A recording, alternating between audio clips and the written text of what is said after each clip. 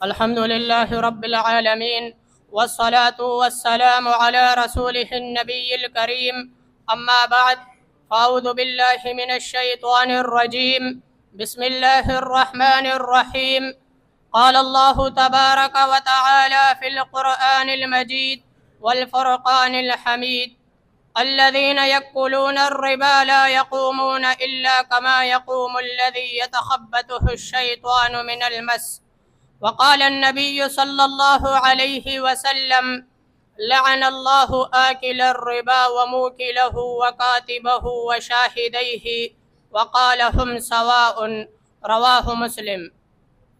حضرات گرامی، مسلمان معاشرے میں رہنے کے باوجود ہماری آبادی کا ایک بڑا حصہ سودی معاملات سے خود کو الگ نہیں رکھ پاتا۔ اسلام میں سود قطعی طور پر حرام ہے، کیونکہ یہ ایک ایسی لعنت ہے جو ہماری دنیا اور آخرت دونوں کو نقصان پہنچاتی ہے۔ ہمیں اسلامی تعلیمات پر عمل کرتے ہوئے سودی نظام سے بچنے کی کوشش کرنی چاہیے اور معاشرے میں حلال اور برکت والے ذرائع کو فروغ دینا چاہیے۔ حضرات ذی وقار، سودی اسکیموں کے نقصانات: سودی نظام میں امیر مزید امیر ہوتا چلا جاتا ہے اور غریب مزید غریب ہوتا چلا جاتا ہے، جو کہ ظلم اور ناانصافی پر مبنی ہے۔ سودی اسکیمیں افراد کو مقروض بنا کر ان کا استحصال کرتی ہے اور انہیں ہمیشہ کے لیے غلام بنا دیتی ہے۔ سود کا مال انسان کے دل کو سخت کر دیتا ہے اور اللہ کی برکتوں سے محروم کر دیتا ہے۔ بعض لوگ یہ اعتراض کرتے ہیں کہ تجارت میں لگے ہوئے پیسے کا منافع جائز ہے، تو بینک کا قرض پر دیے گئے پیسے کا منافع کیوں حرام ہے؟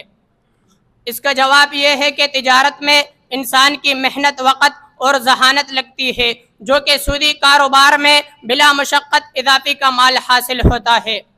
تجارت میں نقصان کا بھی اندیشہ ہوتا ہے اور بینک دیے گئے قرض پر لازمی اضافے کا طلبگار ہوتا ہے، یہی تو سود ہے۔ ارباب علم دانش، اسلام نے سود کے بجائے تجارت، شراکت داری اور قرض حسنہ جیسے پاکیزہ اور عادلانہ نظام پیش کیے ہیں جو معیشت میں انصاف اور برکت پیدا کرتے ہیں۔ سود کی معمولی مقدار بھی حرام ہے۔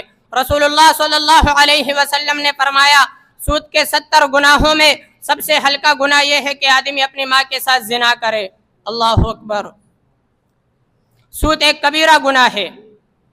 سود کے حکم کے بارے میں قرآن مجید میں اللہ تعالیٰ کا ارشاد ہے، فَإِن لَّمْ تَفْعَلُوا فَأْذَنُوا بِحَرْبٍ مِّنَ اللَّهِ وَرَسُولِهِ۔ سود کھانے والوں کے لیے اللہ اور اس کے رسول کی طرف سے اعلان جنگ ہے۔ سود خور سودی کاروبار کے ذریعے کتنی ہی دولت پیدا کر لے، وہ دولت کے حقیقی لطف و ثمر سے محروم رہتا ہے، کیونکہ قرآن میں اللہ تعالیٰ کا فرمان ہے، يَمْحَقُ اللَّهُ الرِّبَا وَيُرْبِي الصَّدَقَاتِ۔ اللہ تعالیٰ سود کو مٹاتا ہے اور صدقات کو بڑھاتا ہے۔ سود کا آخرکار انجام قلت یا مکمل بربادی ہوتا ہے۔ عزیزان من، اسلامی عدالت سودی اسکیموں کو غیر شرعی قرار دیتی ہے اور ان کے خاتمے کے لیے کام کرتی ہے۔ اسلام ہمیں حکم دیتا ہے کہ ہم اپنے مالی معاملات کو شریعت کے مطابق ترتیب دیں اور ہر قسم کے سودی تعلقات سے اجتناب کریں۔ سود کی سخت ممانعت حدیث میں آتی ہے۔ سیدنا جابر رضی اللہ عنہ سے روایت ہے، وہ فرماتے ہیں کہ رسول اکرم صلی اللہ علیہ وسلم نے فرمایا، لعن اللہ آکل الربا وموکلہ وکاتبہ وشاہدیہ وقال ہم سواء۔ سود کھانے والے، سود کھلانے والے اور سود پر گواہی دینے والے، ان سب پر اللہ کی لعنت ہے اور یہ سب گناہ میں برابر ہے۔ جو لوگ سودی لین دین میں ملوث ہوتے ہیں ان کی روحانی زندگی متاثر ہوتی ہے۔ جو لوگ سودی لین دین میں ملوث ہوتے ہیں ان کی روحانی زندگی متاثر ہوتی ہے۔ جہاں سود کے اخروی نقصانات ہیں وہی دنیاوی نقصانات بھی ہیں۔ سود سے مال میں برکت ختم ہو جاتی ہے، آخر کار وہ تنگ دستی کا شکار ہو جاتا ہے۔ یہ واضح دلائل اس بات کا ثبوت ہے کہ سودی کاروبار میں بینک یہ جتنے بھی ہمیں منافع دیتے ہیں یا ہم سے نئے قرضے لیتے ہیں تو یہ سارے حرام ہے۔ اللہ تعالیٰ سے دعا ہے کہ وہ باری تعالیٰ ہمیں سود کی برائیوں سے بچنے کی توفیق عطا فرمائے اور اپنی زندگیوں کو دین اسلام کے مطابق گزارنے کی توفیق عطا فرمائے، آمین۔ وآخر الدعوانا ان الحمد للہ رب العالمین۔